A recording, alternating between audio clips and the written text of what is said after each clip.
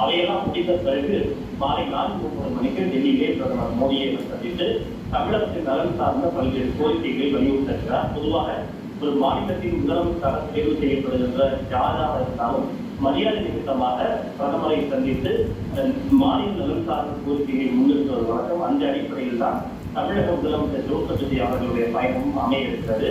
இதில் இந்த அரசினுடைய சில கொள்கை சார்ந்த நிலைப்பாடுகள் இருக்கின்றன.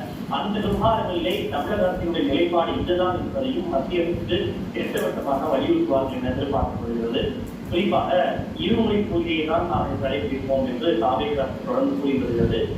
அன்னைக்கு கூட டிஎம்சி திட்டத்தை குறித்து தமிழக அரசுக்கு கட்டுமதி இருந்தது மத்திய அரசு.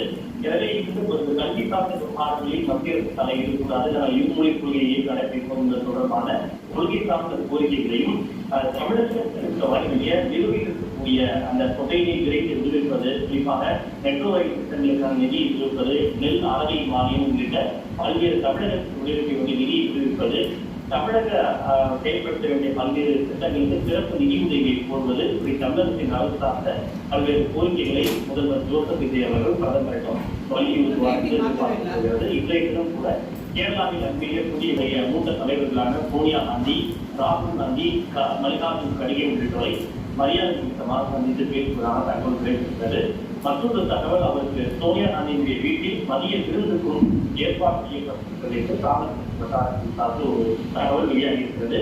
அவையெல்லாம் முடிந்த பிறகு மாலை 4:30 மணிக்கு டெல்லியிலே பிரதமர் மோடியை சந்தித்து தமிழகத்தின் நலன் சார்ந்த பல்வேறு கோரிக்கைகளை வலியுறுத்துகிறார். பொதுவாக ஒரு மாநிலத்தின் முதலமைச்சராக தேர்வு செய்யப்படுகின்ற யாராக இருந்தாலும் மரியாதை நிமித்த கோரிக்கைகளை முன்னிறுத்துவது வழக்கம். அந்த அடிப்படையில் தான் தமிழக முதலமைச்சர் ஜோசப் விஜய் அவர்களுடைய பயணமும் அமைய இருக்கிறது. இதில் இந்த அரசினுடைய சில கொள்கை சார்ந்த நிலைப்பாடுகள் இருக்கின்றன.